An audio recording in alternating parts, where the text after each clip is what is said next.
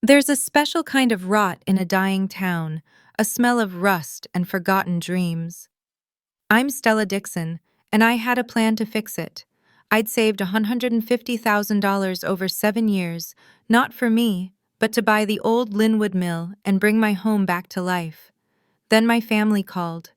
My sister was in trouble, and suddenly my life's work wasn't a request. It was a demand. They thought my love for them was a weapon they could use against me.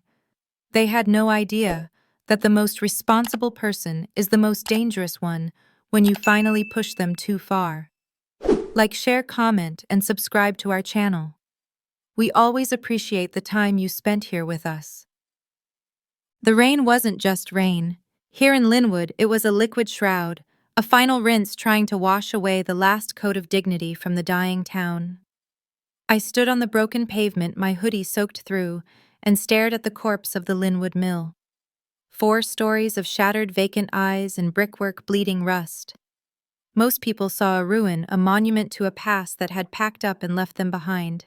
I saw a resurrection. I saw the atrium. I saw the coffee shop. I saw light. This wasn't just a dream. It was a line item on a 7-year spreadsheet. $150,000. That number was my religion, my mantra, my jailer. I am Stella Dixon. I'm 29, a senior software developer pulling a Bay Area salary, and I live like a graduate student.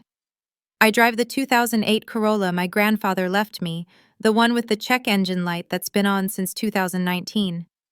I live in a 400-square-foot apartment where I can hear my neighbor's TV through the wall, clear as a bell. My vacations for the last 7 years have been freelance coding marathons over Christmas break to pad the account. My friends are buying homes, having babies, going to Europe. I'm eating instant noodles on a Tuesday night so I can afford to buy a dead factory. This $150,000 wasn't money. It was time. It was my entire 20s liquefied and poured into a high-yield savings account. It was for this, for Linwood. My grandfather Pop had worked the looms in that very building for 40 years. He'd come home smelling of machine oil and cotton dust, his hands permanently stained, but he'd always told me, "Stell, this town has good bones. Don't let anyone tell you it's finished." He was the one who taught me about American resilience, not the flag-waving political kind, but the real kind. The kind where you don't run from a problem, you rebuild. You stand your ground and you fight for what's yours. This mill project was my stand. It was my personal full-throated fuck you to the decay, to the apathy that had turned Main Street into a row of boarded-up teeth. My plan, the one sitting on my laptop, detailed it all: a coffee shop in the old boiler room, gleaming co-working spaces where the looms used to be an artisan marketplace for local craftspeople. It was a self-sustaining ecosystem. It was life. I was the responsible one. Stella the planner, Stella the monk. My older sister Chloe was the charismatic one, the big personality. In our family, charismatic was just a polite word for a black hole. Chloe was the one who set fires, and I was the one who was expected to show up with the extinguisher, my parents praising her for how brightly she burned. I'd spent my whole life chasing a simple atta-girl Stell that never came. I thought maybe this project revitalizing the very town they never left would finally be the thing. Maybe they'd finally see me as more than a savings account. I shook the rain from my jacket and stepped into my tiny, cramped apartment. The final draft of the business plan was open on my laptop, the Linwood town seal glowing on the screen. I was just attaching the PDF to send to the council when my phone buzzed on the kitchen counter. The name made my stomach do a familiar cold acid drop. Mom. I stared at it. It buzzed again immediately. A double tap. A command. I answered. "Stella, honey." Her voice was high, stretched thin like a wire about to snap. "We need a family dinner. Sunday. It's about Chloe." A carefully rehearsed dramatic pause. "It's an emergency." It wasn't the emergency that made my hand tighten on the phone. With Chloe, there was always an emergency. A job, a car, a husband. It was the tone. It wasn't just worry. It was something colder, a calculated panic. It was the same tone she'd used 3 years ago when Chloe needed $5,000 for that influencer trip to Bali, the same tone she'd used when Chloe's first husband ran up her credit cards. It was the tone that meant they had a problem, and I, Stella, was the solution. I felt the blood drain from my face, a cold rush. This was it. The audit. They'd heard the rumors. They knew I'd hit my number. They weren't just calling me for help, they were calling me to cash me out. Sunday felt like an execution. I drove the Corolla to my parents' immaculate suburban home, a house that sat in a quiet neighborhood worlds away from the mill, a house I'd never felt at home in. I walked up the perfect paver stone path. The air inside was suffocating thick with the smell of roasting meat and unspoken demands. They were all there assembled in the living room. My mother Laura twisting her wedding ring in her lap. My sister Chloe sitting on the couch, her face a perfect tear-stained mask of curated victimhood. I could see the defiant, entitled anger simmering right under the surface. Her husband Mark sat next to her, his foot bouncing, a predator's smile playing on his lips, even as he tried to look concerned. I stepped inside and my father Richard moved behind me, his heavy, disapproving presence filling the foyer. He shut the door. And then he locked the deadbolt. The click of the tumbler was deafening. It was a final metallic sound like a cell door closing. He turned his face a grim, joyless mask of patriarchal duty. "Thank God you're here, Stella," he said. His eyes didn't meet mine. They flickered just for a second to my purse. "We need to discuss your $150,000. My father didn't ask me to sit. It wasn't a conversation. It was a briefing. We stood in the foyer, the air still and heavy smelling of pot roast and financial ruin. "Mark, explain," my father commanded, his voice the low rumble of a judge. Mark, who had been studying his loafers, snapped his head up. He put on his contrite face, the one he used when he'd been caught lying, which was often. "Stell, it's a total misunderstanding," he began, his voice oozing fake sincerity. "I got into an investment. Exclusive. Top tier. A guaranteed 40% return in 6 months. I already knew where this was going. Mark's life was a graveyard of guaranteed returns. The thing is," he continued, laughing a tiny strangled laugh, "the guy running it, well, he wasn't legitimate. It was a scam. A very, very sophisticated one." My sister Chloe chimed in, her voice watery. "He didn't just take our money, Stella. He took all of it. The house is gone, the cars, everything." I looked from my mother's stony face to my father's rigid back. This was bad. This was worse than usual. "And," Mark said, his voice dropping to a whisper, "we're in debt, deep, to his associates." "Associates," I repeated. The word felt cold. "Predatory lenders," my father spat, disgusted. "The kind that don't use lawyers. They're demanding $200,000 by the end of the month." The room was silent. I could hear the kitchen clock ticking off the seconds of my life. I looked at Mark, at Chloe, at my parents. They were all staring at me, not at me but through me at the number floating above my head. "So," my mother said, stepping forward, her hands clasped. She was the diplomat, the one who delivered the execution order with a gentle smile. "This is how we're going to handle this. You are going to liquidate your account, the $150,000. It's the perfect good faith payment. It will stop them from escalating. It will show them we're serious." I stared at her. Inform, not ask. They had discussed this. They had planned my financial execution over their Sunday roast. The room went sharp, the edges of the furniture too defined. I felt a buzzing in my ears. "No," I said. It came out as a breath. "What?" Chloe snapped, her victim mask slipping. "No." This time my voice was solid. "No, I'm not doing that. That's the mill. That's my life." The word hung in the air in obscenity. Chloe was the first to break, her face so perfectly crafted in its sorrow twisted into something ugly and real. "Your life?" she shrieked, jumping up from the couch.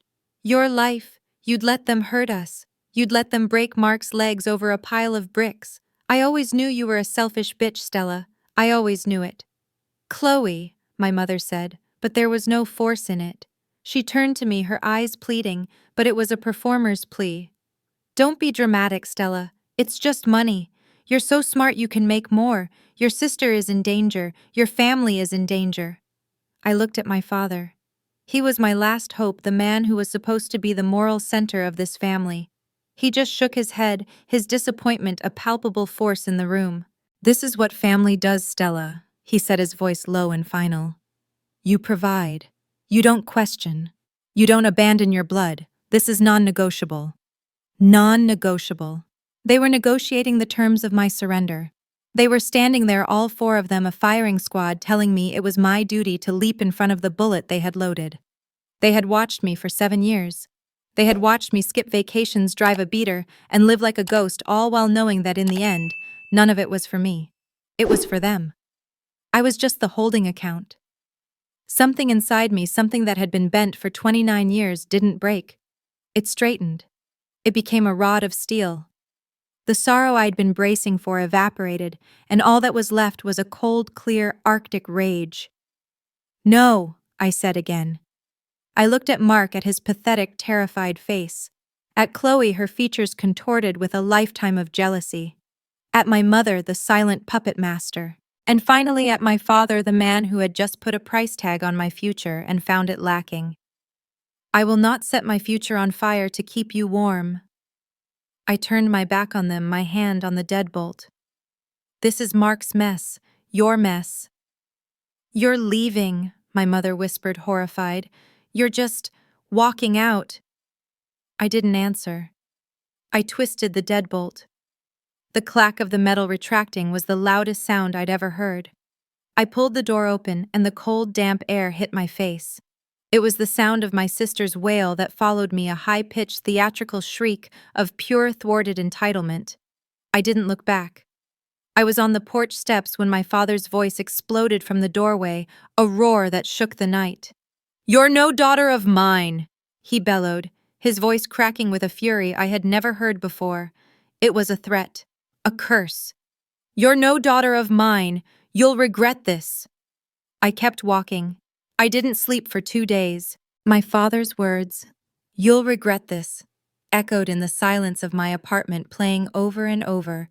But regret was a luxury. I had work to do. Shaking, fueled by coffee and a cold, glittering rage, I cleaned up the business plan. I added a new section, community impact and local reinvestment. I made the financials tighter, the projections more conservative. I would not let them break me. I would not let them win. On Wednesday, I walked into the town hall, my blazer a suit of armor, and met with Mr. Henderson. He was a tall, grizzled man in his late 60s, with hands like worn leather and the same tired eyes as my grandfather. He'd known Pop Pop. He was the most respected man in Linwood, the de facto leader of the council. He listened to my presentation for 20 minutes, his face unreadable. He flipped through the printed proposal, nodding slowly. When I finished, I held my breath. He looked up from the plans, his eyes clear and sharp, and a slow smile spread across his face. "Stella," he said, his voice rough gravel, "your grandpa would be proud, kid. He always said this town had good bones." He stood and shook my hand, his grip firm. This is the first real idea I've seen in a decade. You've got my vote." I walked out of that office floating. One meeting. One person who saw the vision. This was it. This was the hope I needed. The victory lasted exactly 12 hours. The next morning, I went to the Daily Grind, the local diner I'd been going to since I was a kid. Marge, the owner, usually had my coffee ready before I even sat down. Today, she didn't look up from the grill. I sat at the counter for 10 minutes. Finally, a new waitress came over, poured me a lukewarm cup, and dropped the check immediately. Marge was wiping down the counter right in front of me, her back pointedly turned. "Marge," I said, my voice small, "everything okay?" She turned her face like a closed fist. "Heard about your sister Stella." Her voice was ice. "A shame. A real shame." She turned back to the grill. I left the coffee untouched, the cold shoulder burning hotter than the pot roast ever had. I got in my car and my phone rang. My Aunt Carol, my mother's sister. Stella Dixon. She started no hello. I have never in all my days been so ashamed. Your mother is a wreck. A wreck. After all they've done for you, all the sacrifices. And you sit on your high horse, a tech millionaire, from what I hear, and you won't help your own blood. You'd let them be ruined. Aunt Carol, you don't understand. I understand perfectly. You're building some vanity project, some monument to yourself while your family faces ruin. While Chloe, that poor girl, is the victim of a terrible scam. You should be ashamed. Click. The pieces snapped into place. It wasn't just a no at the dinner table. It was a declaration of war. They were poisoning the well. They were turning the entire community, the very people I was trying to help, against me. The phone in my hand buzzed again. My mother. I ignored it. It buzzed again, and again, and again. I got home to 72 missed calls. The voicemails started. My mother's were first a torrent of weeping fury. How can you sleep, Stella? How can you sleep knowing what you're doing to us? Your sister is terrified. They're going to hurt her and it will be your fault. Then came my father's.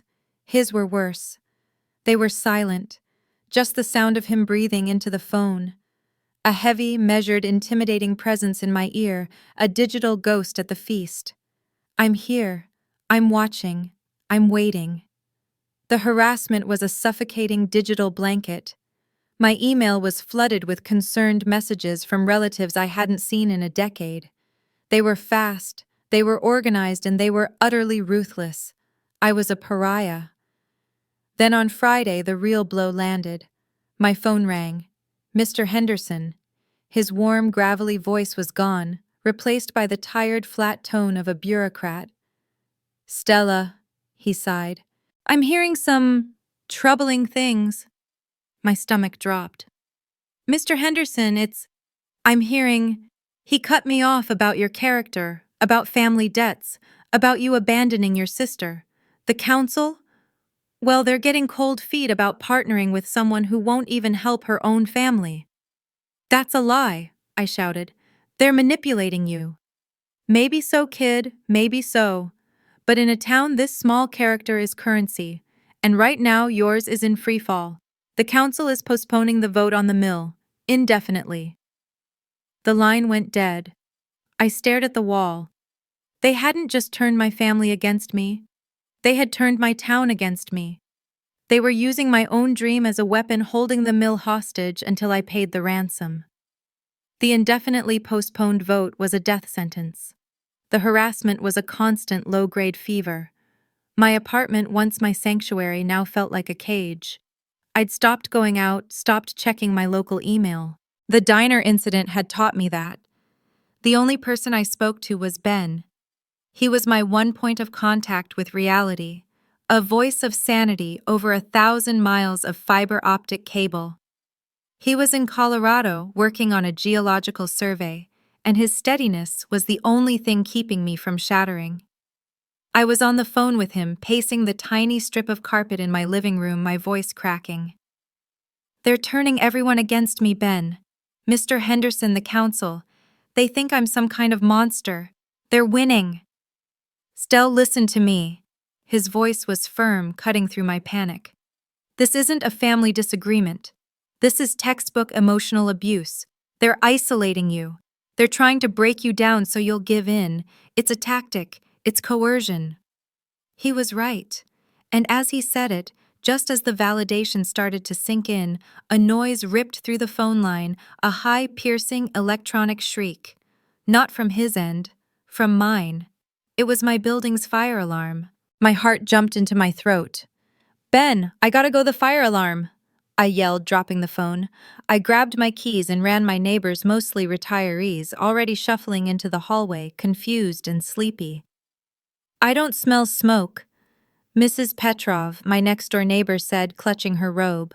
We got to the lobby. No fire, no smoke, just the deafening sound of the alarm. After a minute, the building manager came running and silenced it. Pulled, he grumbled, pointing at the manual pull station by the front door. Some damn kids, probably. False alarm. I felt the adrenaline drain, leaving me shaky and exhausted. I walked back up the stairs, my ears still ringing. I turned the corner to my hallway. And I stopped. My door. My door, which had been plain apartment issue beige, was now a canvas. Someone had taken a can of spray paint blood red and scrawled 2 words across it, the paint still dripping, the chemical smell burning my nose. Family betrayer. I stared. The letters were crude, angry. This wasn't some random kid. This was a message. This was them. The alarm wasn't a joke. It was an announcement. It was to make sure I and everyone else in the building saw this. To publicly brand me. The exhaustion vanished, replaced by a white-hot, singular rage. I took a picture with my phone, the flash reflecting off the wet paint. I didn't cry. I didn't even tremble. I went back to my car, my movements sharp, precise. I drove to their house, the image of the door burning behind my eyes. I didn't knock. I used my old key, the one I should have thrown away years ago, and slammed the front door open, making the hallway chime rattle. They were in the living room watching TV as if it were any other night. My mother looked up startled, a flicker of something guilt crossing her face before she replaced it with a mask of maternal concern. Stella? What on earth? Was this you? I threw my phone onto the coffee table. The picture of my door glowed on the screen. My father glanced at it and then back to the TV. My mother, however, didn't even have the decency to lie. "Stella, honey, we're desperate," she cried, her voice rising. "You won't listen. You won't answer your phone. We had to get your attention." "You vandalized my home," I screamed, my voice echoing in the too quiet room. "You terrified my neighbors. You did this." "We're just trying to protect our family," she shot back. "Mark and Chloe are in hiding. They're terrified. These people are monsters, and you're worried about paint." My father finally spoke, turning his head slowly. He didn't look angry. He looked righteous. "Maybe a little shame will remind you of your duty, Stella. Maybe you need to feel for 1 second the kind of exposure your sister is feeling." That was it. That was the moment. The last remaining filament of sorrow, of hope, that this was all a tragic misunderstanding, vaporized. The grief I had been holding in my chest didn't just turn to iron. It was forged into a blade. I saw them. Not as my parents. Not as a desperate family. But as conspirators. A hostile force that had planned, coordinated, and executed an attack against me. I lowered my voice, and the sudden calm in it made my mother flinch. "This isn't duty," I said, my words precise. "This is a crime." I picked up my phone. I turned. I walked out. I didn't go home. I drove straight to the Linwood Police Department. The officer at the desk, Officer Crum, was chewing gum. I showed him the photo. I told him about the harassment, the phone calls. He sighed, tapping his pen. "Look, Miss Dixon, right, I know your folks. Richard's a good man. This sounds like a family dispute. Are you sure you don't want to just talk it out? I'll bet if I call your dad." "No." My voice was flat. "I want to file a report." He sighed again, with the deep put-upon weariness of a man who didn't want to do paperwork. "Fine."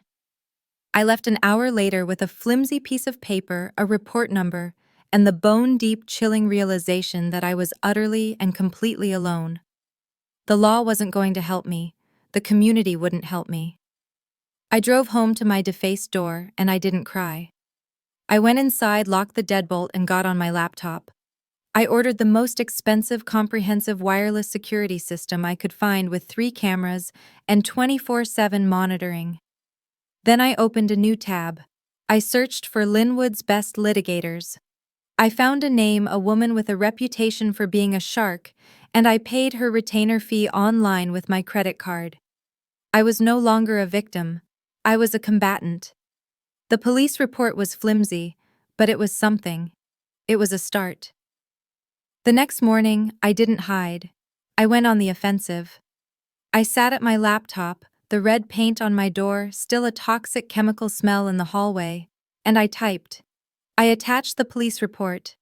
I attached the photo of my door. I attached a meticulously detailed call log of the 72 missed calls from my mother. I attached a new formal request to present my case to the town council. I didn't frame it as a daughter's plea. I framed it as a citizen's warning. This is not a family dispute, I wrote. This is a pattern of harassment, vandalism, and escalating coercion. My family's instability is now a public safety issue and a clear liability to any project they are associated with. I hit send to Mr. Henderson and the entire council. It was a smart, proactive move, and for a few hours I felt the iron in my spine again. I was fighting back. Then at 3:00 p.m. my phone rang. My mother. I let it go to voicemail just as my new lawyer had instructed. A minute later, a text. Answer, it's Dad. Before I could even process that she called again, I stared at the screen, my heart thudding. Answer, Ben's voice said in my head. Just so you know what the new attack is. I swiped. Her voice wasn't angry. It wasn't manipulative. It was pure, unadulterated, screaming panic. Stella, oh God, Stella, please, it's your father. What? I said, standing up. He collapsed. In the driveway. He just fell. His heart. I called 911. We're at St. Jude's, Stella. We're in the ER. Oh God, he's asking for you. The air left my lungs. A heart attack. My father, for all his bluster, was not a healthy man. This stress. This I had. No. He said he's sorry, Stella.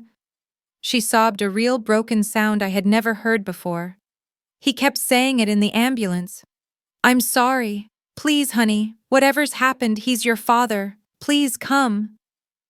The line went dead. This was it. This was the one string they could still pull, the one tied directly to the primitive reptilian part of my brain that screamed guilt. I grabbed my keys and ran. I broke every speed limit, my hands shaking so hard I could barely grip the wheel. My rage was gone, replaced by a suffocating, icy dread. What if I was the reason? What if my refusal had literally killed him? I ran into the hospital, skidding on the polished linoleum, and found the room number she'd texted me. 304B. I took the elevator, my heart trying to beat its way out of my chest. I ran down the hall. 302, 303, 304. I stopped. This wasn't the cardiac unit. This wasn't an ICU. The sign on the wall said Family Counseling and Mediation Services. A cold, heavy dread settled in my stomach. I pushed the door open. It wasn't a hospital room, it was a conference room, and they were all there sitting around a large polished table.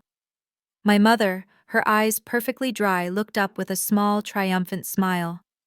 My sister Chloe and her husband Mark looking smug. And my father.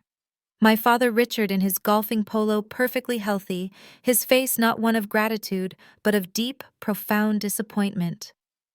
We had to get you here somehow, Stella, my mother whispered as if I were a child who had been misbehaving. We had to make you listen. It was a trap, a psychological ambush. Good, she's here, said a voice. A man in a cheap suit, a pastor's collar peeking out, stood up. Stella, I am Pastor Mike. Your family has brought me here because they love you. You lied, I whispered, staring at my father. You told me he was dying. You're being dramatic, Chloe scoffed. Sit down. Your family is concerned, Pastor Mike said, his voice a buttery, condescending drone. About this sin of selfishness, Stella, this obsession with money. The Bible says, you've got to be kidding me. And this, my mother said, gesturing to another man at the table. A greasy man with a cheap briefcase. Is Mr. Klein. He's an accountant. He's drawn up the papers for you to sign just to make it easy, to liquidate your assets and transfer them. He just needs your signature. He slid a stack of documents across the table. My name was already typed on them. Power of attorney, asset liquidation form. They were trying to have me psychologically and financially neutered all in one afternoon. I looked at the papers, at their expectant, hungry faces.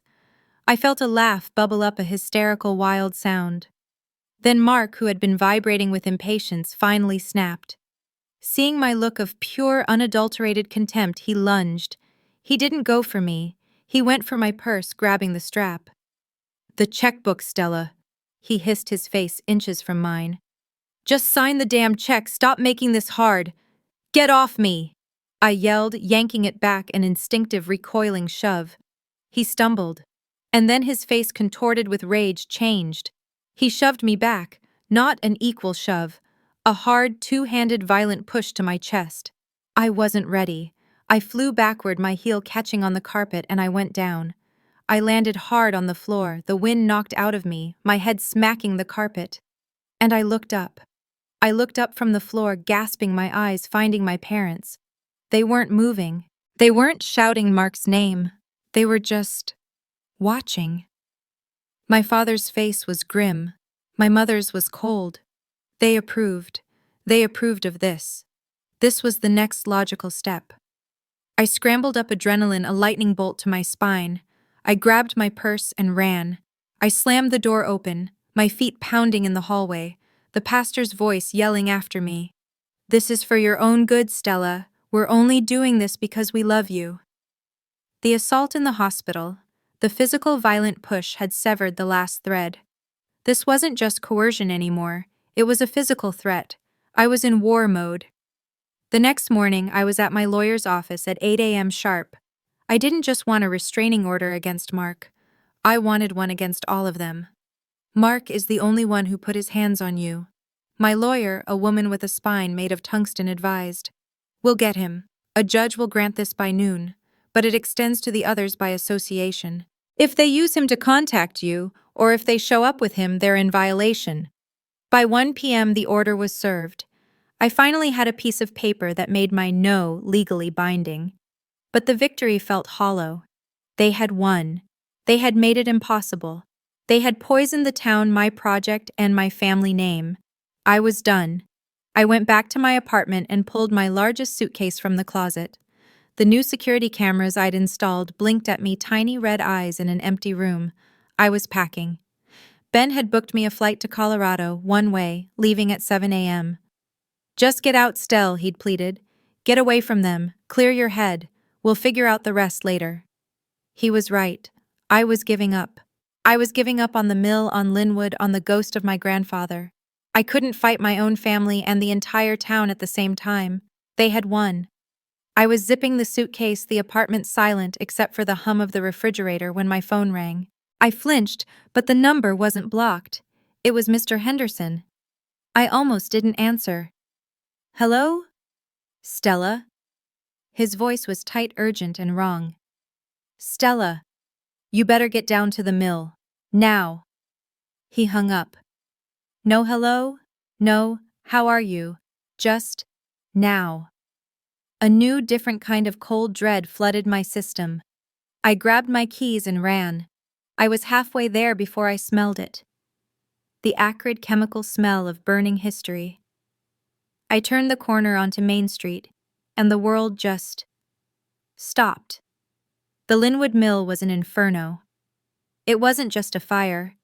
It was a column of pure, hellish energy, a screaming orange beast devouring a century of timber and brick, shooting sparks and embers into the night sky like a volcano. The heat hit my face from a block away. Fire trucks were screaming their lights, painting the smoke in flashes of red and blue, but they were useless. They were ants trying to drown a dragon. It was too late. The building was gone. My dream, my grandfather's legacy, my 7 years of sacrifice. All of it was turning to ash and smoke right in front of my eyes. I got out of my car and just stood on the pavement, numb. I couldn't feel my legs. I couldn't hear the sirens, only a high, flat ringing in my ears. I watched the roof of the main hall groan, sag, and then collapse inward, a spectacular final whoosh of defeat. My $150,000, my future, gone. A police officer was running a tape line. He saw me and jogged over, his face grim. "Are you Stella Dixon?" That's my building," I whispered, my voice sounding alien. Or it was. Ms. Dixon, he said, his voice hard. We have a problem. He didn't look at me. He looked past me across the street into the darkness behind a fire truck away from the main cluster of gawkers. He pointed. Is that your father's car? I turned. And there it was.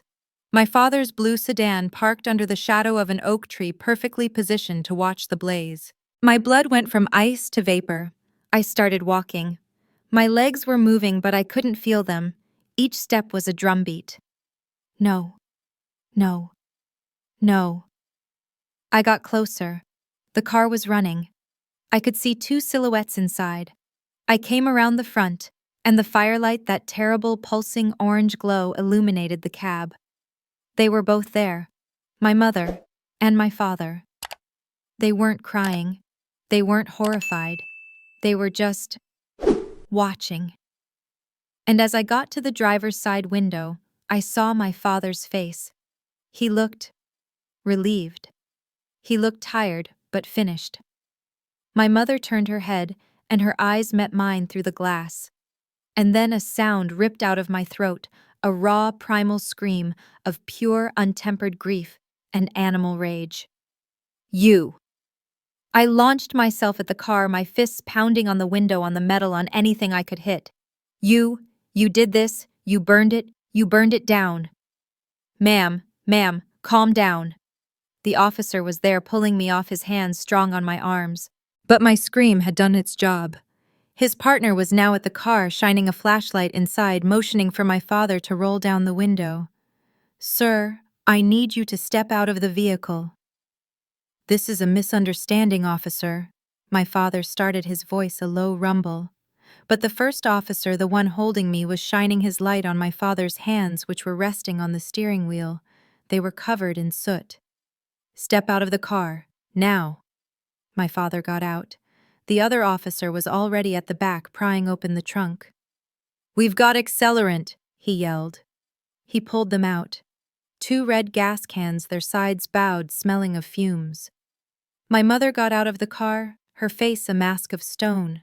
The officers were cuffing my father, reading him his rights, and my mother, my own mother, walked past her husband, past the police, and stopped right in front of me. She looked me dead in the eye, the inferno of my future reflected in her pupils. Her face was pure reptilian hatred. See? She whispered, her voice a venomous hiss, just for me. If we can't have it, no one can. And in that second, I knew. Chloe and Mark weren't the masterminds. They were just the noise. It was them. It was always them. The sun rose on a skeleton. The Linwood Mill, which had stood for a century, was a smoking black graveyard, a gaping wound in the center of town. The smell of wet ash and ozone hung over everything, a toxic shroud. And in that gray, sober light, the story wasn't just a story anymore. It was an epitaph. My parents' act of primal, spiteful violence hadn't just been an attack on me. It had been an attack on Linwood. They had executed the town's last symbol of hope in the public square for everyone to see. The shift was immediate and seismic. The narrative they had so carefully, poisonously built me, the cold tech millionaire, them, the desperate family, was incinerated along with the mill. The smear campaign didn't just stop. It reversed with the violence of a snapped cable. I was sitting in my apartment staring blankly at the feed from my new security cameras when the first knock came. I flinched, my heart leaping, but it wasn't a threat. It was Mrs. Petrov, my next-door neighbor, her face pale and her eyes red. She was holding a foil-wrapped casserole dish. Stella, she stammered, her hands shaking. I heard. I saw the car. I'm so sorry. We listened to them. We believed. She started to cry. That opened the floodgates. The town, which had collectively shunned me, was now apoplectic with guilt and a renewed protective fury. My phone rang. It wasn't a threat. It was Mr. Henderson. His voice wasn't the tired sigh of a bureaucrat. It was a roar. "Stella!" he barked. "I'm holding an emergency town meeting tonight at the high school gym, and you're the guest of honor. We are going to fix this. I swear on your grandfather's grave, we are going to fix this." The community, the one I thought had abandoned me, wrapped itself around me. People who had given me the cold shoulder at the diner were now dropping off groceries, offering me guest rooms, their faces a mixture of profound shame and fierce support. They weren't just angry at my parents. They were angry at themselves for believing the lie. The legal system, which had dismissed me with a family dispute shrug, was now a well-oiled machine of retribution. The evidence was a mountain. The gas cans from the trunk, the soot on my father's hands, the security footage from a gas station 2 towns over, time-stamped 2 hours before the fire showing my father and Mark clear as day filling those cans. And then my lawyer presented my file.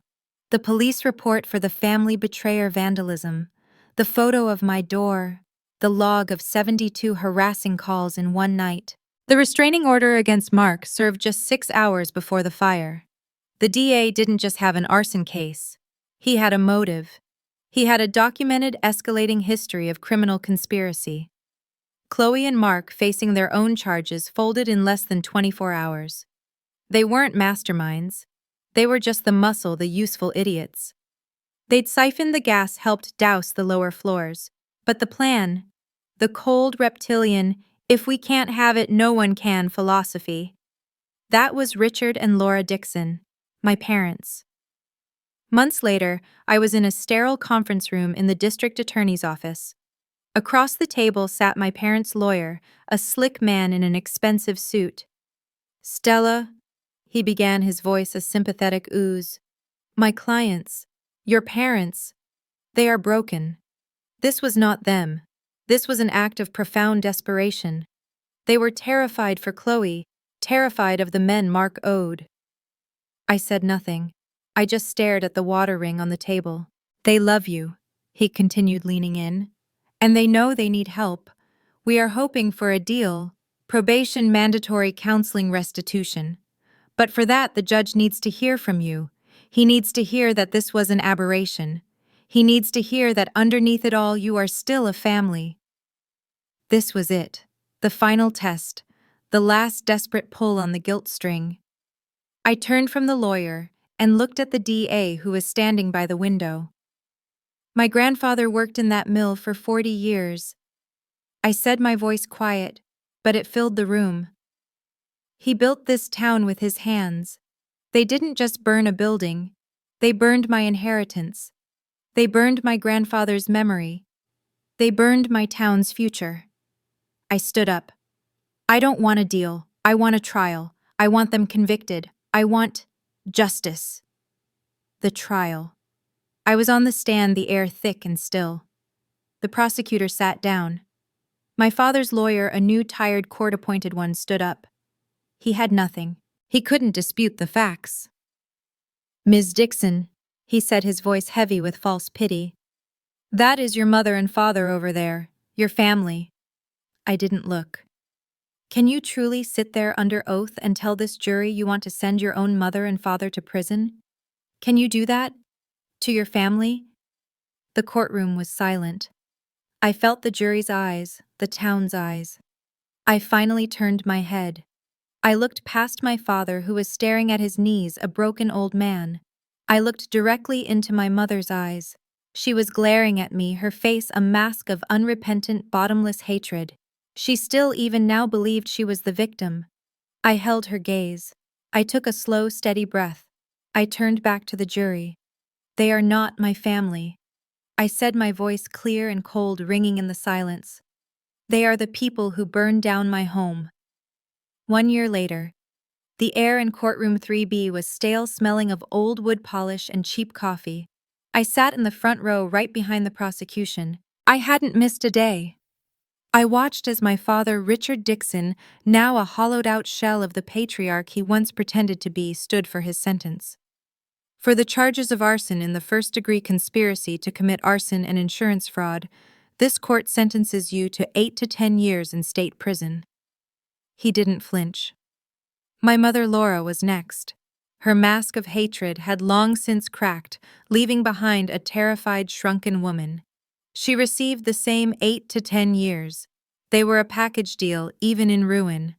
Mark and Chloe had taken a plea months ago, testifying against my parents in a desperate last-ditch effort to save themselves. It had partially worked. They'd gotten 5 to 7 years for their roles as accomplices. The family was shattered, a constellation of betrayal and consequences scattered across the state correctional system. The gavel fell.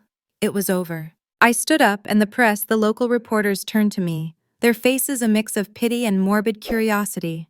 I felt quiet.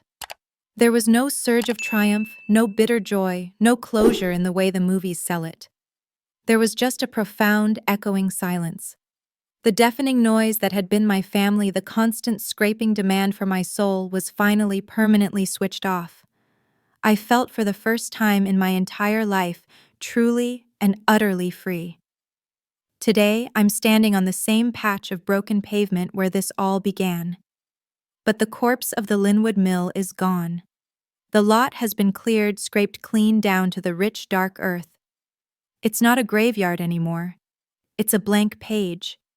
A new sign is staked in the ground, its vinyl letters gleaming in the afternoon sun: future home of the Linwood Community Hub, funded by the Linwood Rising Foundation. The insurance money had been a start. As the lien holder on the property I was preparing to buy, the payout came to me. It covered the loss, but it didn't cover the dream. But the story, the trial, the sheer biblical betrayal of it, had done what my business plan never could. After Mr. Henderson held that emergency town meeting, he started a GoFundMe. He'd done it out of guilt, but it became a crusade.